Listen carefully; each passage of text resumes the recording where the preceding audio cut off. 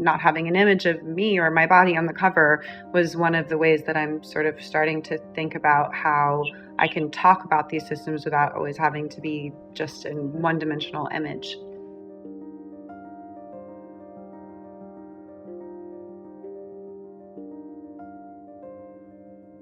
The industry really teaches you that you're kind of you're replaceable, and that, you know, the less agreeable you are, then the less likely you are to be hired. And that felt very scary when I was a young model who was basically doing it for money. So I think that, you know, having boundaries and being able to say, like, this is what makes me comfortable and not comfortable, that's a really, you know, important thing. But the other thing is that I'm in a different position now. I'm not an unknown model. And I think that it's not just the models who have to kind of change the way that they act. I think the entire industry has to change. And really, honestly, the culture at large has to change. I think that you can be on the outside and talk about and criticize and change things, but I don't think I would ever fault any woman for trying to operate within the confines of the world we live in.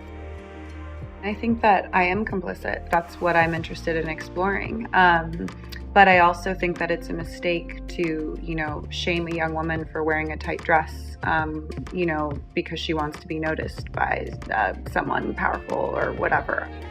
I think that that is sort of an extension of the same misogyny and the same sort of like asking women to constantly adjust that I've seen so much in my life. We are all complicit. I think that there's so many systems that, you know, politicians are criticizing systems while also working within them. I think that it's important that we allow people to do that. That being said, I've also, you know, found ways to carve out control where I can, and that's been really helpful to me. But then also be able to use my name to write this book and talk about the ideas that I find very important, and from a platform and a stage that's much larger had I not.